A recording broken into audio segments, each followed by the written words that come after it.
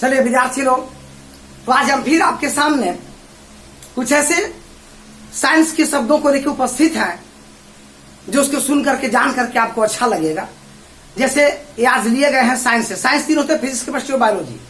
Geography भी आगे चल के साइंस हो जाता है, मनोविज्ञान भी साइंस है। साइंस के और भी ब्रांच होते हैं, लेकिन नेचुरल साइंस तीनों को है, फिजिक्स, केमिस्ट्री एंड बायोलॉजी। तो कुछ अच्छे से तैयारी करवाने वाले या मेडिकल इंजीनियरिंग क्षेत्र में या इंटरव्यू में कुछ ऐसे भौतिक से जुड़े हुए वैज्ञानिक कारण तरीके के तौर पर कुछ ऐसे शब्दों के बारे में पूछता रहता है। तो आपको ऐसा ज्ञान है या नहीं, अपने आप को परखिए। यहाँ पर जो बच्चे भर क्लास में 100-200 के भीड़ में नहीं पूछ पाते, नहीं समझ पाते, लगाते हैं कि कोई कुछ कहने दे, हंस न जाए, तो ऐसी स्थिति में आप यहाँ पर भी समझ सकते हैं। या कोई मतलब गलत चीज नहीं है, आप यहाँ पर भी इसकी जानकारी ले सकते हैं अगर वहां पर लगाते शर्माते पूछते हैं तो। चलिए यहाँ पर समझते हैं आज भौतिक से जुड़े हुए कुछ वैज्ञानिक कारण तौर पर कुछ शब्द का ज्ञान। जैसे कभरे का मतलब क्या, हम लोग आते हैं सीधे पॉइंट पर। जैसे आज का है न्यूटन का शीतलन नियम दिया गया है। न्यूटन का शीतलन नियम, Newton's law of cooling, Newton's law of cooling. इसमें क्या है कि न्यूटन सर्वप्रथम वो गति का ही खोज नहीं किए, बल का ही खोज नहीं किए, गुरुत्वाकर्षण बल का ही खोज नहीं किए, बल्कि उन्होंने और भी खोज किया है। जो पहला है शीतलन का नियम के नाम से जाना जाता है, लॉ ऑफ कूलिंग। इसमें उन्होंने क्या कहा यह कि अगर कोई भी चूल्हे में डाली गई वस्तु, मान लीजिए कि लोहे का एक पिंड है जो तप्त लाल है, अगर उसके आगन में रख देते हैं तो वायुमंडलीय ताप में आ जाता है और धीरे धीरे उसका उष्मा ऊर्जा विकिरण के रूप में, रेडिएशन के रूप में वायुमंडल में निकलते जाता है। एक बिंदु ऐसी आती है समय कि वह जो है वायुमंडल के ताप पर वह क्या है कि सारी उष्मा निकल जाती है और जितना वायुमंडल का ताप है उतना पर वह छोटा सा पिंड जो लाल तप्त लोहा का पिंड था वह उसी ताप पर आ जाता है, कमरे के ताप पर, वायुमंडलीय ताप पर। पहले भी हम बता चुके हैं कि कोई भी उष्मा जो है उच्च क्षेत्र से निम्न क्षेत्र की ओर प्रवाहित होती है, पानी जैसे ढलती है ऊंचा क्षेत्र से नीचा क्षेत्र की ओर। इसी को कहते हैं उष्मा की विकिरण प्रवाह। और यही न्यूटन खोज किए थे कि गर्म वस्तु धीरे धीरे ठंडे क्षेत्र में रखने के बाद उसी के मौसम के लायक उष्मा को विकृत करके हो जाती है। इसे न्यूटन का शीतलन नियम कहते हैं। अब इन्होंने नियम ही बनाया कि किसी तप्त पिंड से निकली हुई उष्मा ऊर्जा की दर, किसी तप्त पिंड से निकली हुई उष्मा ऊर्जा की दर, उस वस्तु जिससे निकल रही है उष्मा, उस वस्तु और वह वातावरण जिसमें रखी गई निकाल करके गर्म को, तो उस वस्तु और वातावरण के ताप के अंतर के समानुपाती होता है। मतलब उष्मा की निकली हुई दर उस वस्तु और वातावरण के ताप के अंतर के समानुपाती होती है। मान लिया कि उसका दर है R, रेट है उष्मा में, उष्मा निकलने की रेट है, और वस्तु की टेम्परेचर हुई T1 और वायुमंडल का टेम्परेचर है T2, तो इसके अंतर माइनस अभी कांस्टेंट हो जाएगा, इसके समानुपाती हो जाएगा। इस प्रकार से किसी पिंड से निकली हुई उष्मा की दर उस वस्तु और वायुमंडल के ताप के अंतर के समानुपाती होता है। इसे कहते हैं न्यूटन का शीतलन नियम। लेकिन यह नियम याद रखिए, यह 10 डिग्री सी पर ही लागू किए थे। तापांतर इतना होना चाहिए, तापांतर माने तापों में अंतर इतना होना चाहिए। तापांतर 10 डिग्री सी पर लागू होती है, और ज्यादा ताप बढ़ जाए तो नियम लागू नहीं होगा, ये भी ध्यान में रखिएगा। चलिए समझ गए इतना बात। अब आप परिभाषा लिख सकते हैं, 2 अंक के सवाल में आएगा। तो चलिए आगे बढ़ जाते हैं कि आपके न्यूटन का थाल नियम, Newton's law of disc. Newton इस बात को सिद्ध किए थे कि सूर्य से आने वाली जो सफेद प्रकाश है उसमें 7 रंगों का मिश्रण है। बैरिया पिनाला 8वें से पढ़ते आ रहे हैं। उन्होंने क्या किया कि एक इसको साबित करने के लिए, उनको बात को भी लोग नहीं माने, वैज्ञानिक भी सिद्धांत दे देते हैं, फिर भी उनको बात को जनता नहीं मानती है, वो प्रमाणित करते हैं उसको, यानी सेटिस्फाइड करने के लिए प्रमाणित कुछ प्रमाण देते हैं, एविडेंस देते हैं, सिद्ध करते हैं, सोल्व करते हैं। उन्होंने सोल्व किया कि एक डिस्क लिया, डिस्क माने थाली, इस तरह के डिस्क लिए, और डिस्क को उन्होंने ऐसे करके 1 2 3 4 5 6 7 भागों में बांट दिया। 7 में बैनी आह पिनाला, बैनी आह पिनाला, ये रंग के तौर पर है, बैगनी, नीला, आसमानी, हरा, पीला, नारंगी, लाल से रंग दिया। ये सबको रंग दिए और रंग के तेजी से घुमाए इसको, तेजी से सर्कुलेट किया, पूरा घुमाए, घूर्णन गति। घुमाने से इसका कलर अब रंगीन नहीं, 7 रंगों की पट्टी नहीं दिखाई दी, व्हाइट व्हाइट व्हाइट व्हाइट सफेद दिखाई दिया। इसी इन्होंने सिद्ध किया कि वास्तव में सूर्य के प्रकाश 7 रंगों का सम्मिश्रण है। बाद में फिर इन्होंने एक और प्रयोग किया, 7 रंग का 1 ग्राम रंग लिए और एक प्रखंडली में 7 को मिला दिया और 15 से 16 ग्राम पानी लेकर उसको घोल दिए, सफेद पेंट तैयार हो गया। या भी ये भी प्रमाणित किया जाता है कि अगर प्रिज्म से होकर, त्रिपार्श्व जिसे कहते हैं, सूर्य के प्रकाश को गुजारा जाता है तो उसके पीछे 7 रंगों की वर्णपट बन जाती है, जिसे स्पेक्ट्रम कहते हैं। यह भी साबित करता है कि सूर्य के प्रकाश में 7 रंग उपस्थित हैं। इन प्रमाणों से साबित होता है कि न्यूटन का थाल नियम सही है। चलिए पा जाते हैं आपको नंबर 3 में आणविक परास क्या है। नाम सुने हैं कभी, आणविक परास। अब समझिए क्या है आणविक परास। हम जानते हैं कि कोई भी वस्तु, कोई भी पदार्थ अणुओं के मिलने से बना है। अणु से छोटा परमाणु होता है, कि परमाणु की बात नहीं करेंगे, अणु लेवल से चलिए। तो 2 अणुओं के बीच की दूरी अंतराण्विक दूरी कहलाती है और 2 अणुओं के बीच की दूरी अंतराण्विक दूरी, यानी 2 अणुओं के बीच लगने वाले बल को अंतराण्विक बल कहते हैं।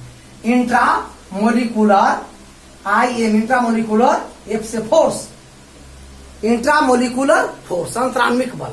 2 अणुओं के बीच की दूरी को अंतराण्विक दूरी और 2 अणुओं के बीच लगने वाले बल को अंतराण्विक बल। अब क्या है इसमें कि ठोस में क्या होता है, अणु बड़ी नजदीक है, इसलिए उनका अंतराण्विक बल हाई होता है, निश्चित आकार आयतन।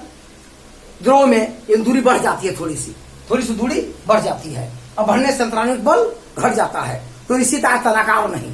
गैस में और दूरी बढ़ गया अणुओं की, निश्चित आकार आयतन कुछ नहीं, आकर्षण बल बराबर 0, अंतराण्विक बल बराबर 0 गैस में। इसलिए अपने आप जहां मन तहां उड़ने की क्षमता रखते हैं स्वतंत्र रूप से। लेकिन यहां कहने का अर्थ यह है कि अगर 2 अणुओं के बीच की दूरी अधिकतम महत्तम, वह महत्तम दूरी, 2 अणुओं के बीच की वह महत्तम दूरी जिसमें अंतराण्विक बल, इंट्रामोलिकुलर फोर्स सक्रिय हो, क्रियाशील हो, काम कर रहा हो।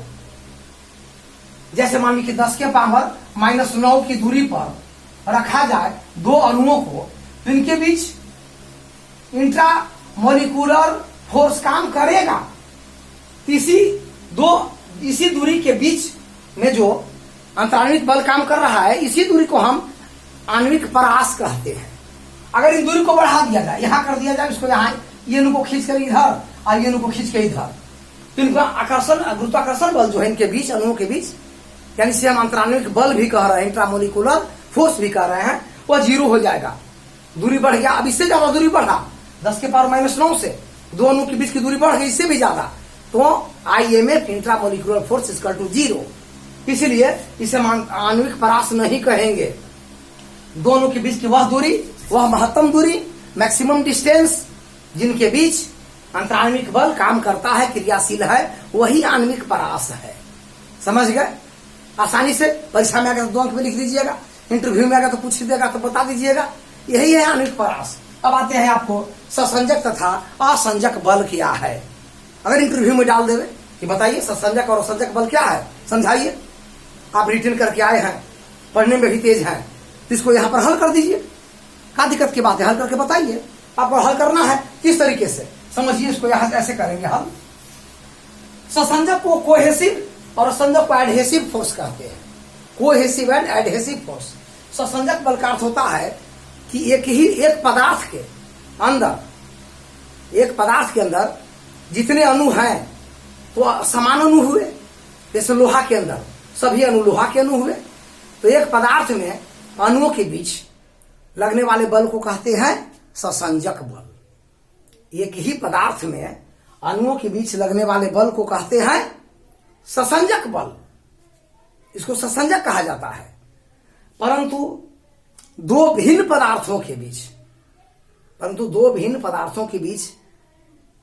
अणुओं के बीच लगने वाले बल को कहते हैं असंजक।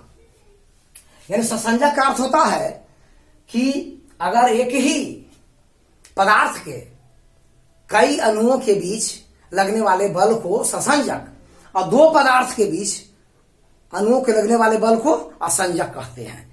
जैसे इस तरह से समझा सकते हैं हम लोग आपको।